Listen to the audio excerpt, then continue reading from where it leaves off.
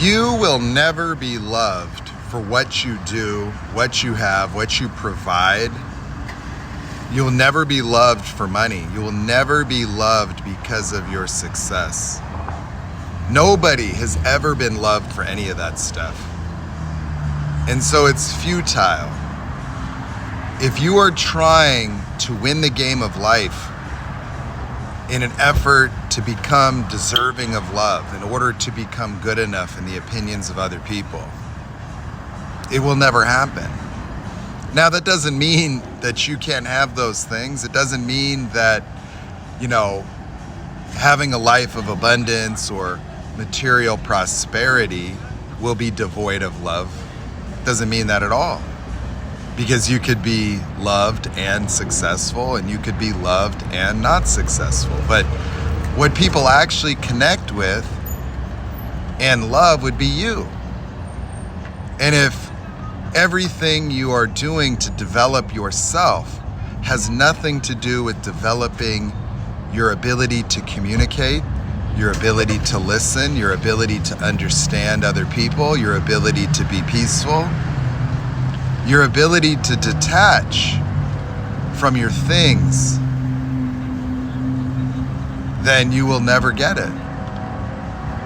That there isn't any amount of success or provisions or providing, there isn't any amount of achievement or accomplishment that will do anything for anybody in terms of their own experience of themselves.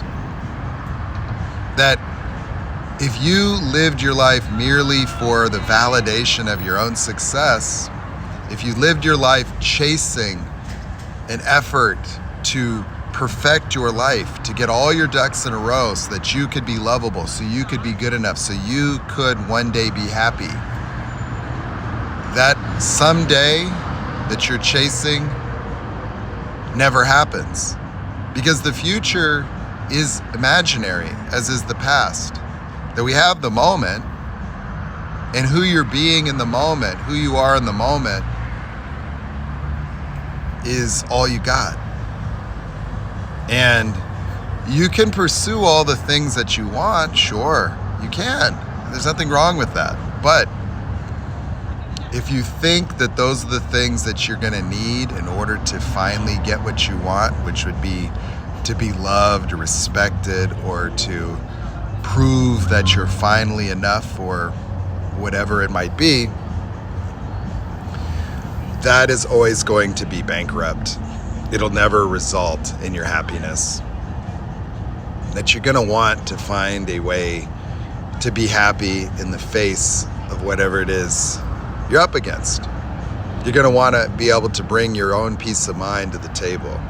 You're going to want to learn how to have discernment and protect yourself. You're going to want to understand the motives and intentions of other people. You're going to want to have the capacity to be vulnerable and connect. And authenticity. And those are the things that seem to be off of the table in terms of what people have an appetite for. Look at all the men out here suffering. Look at all these dudes that are out here calling themselves alphas, talking about being a provider. Listen to the people that say that kind of stuff, even the women, that they think that men are supposed to be providers and we're supposed to be this way and that way. And how's that really working out for everybody? People are miserable. People are more miserable today than, I don't know, maybe they're not. Maybe people are always miserable, who knows? All I know is that, and I look at everything that we have, but then I look at everything we have to do to keep it and how that's really going for people. It doesn't look like it's really working out. So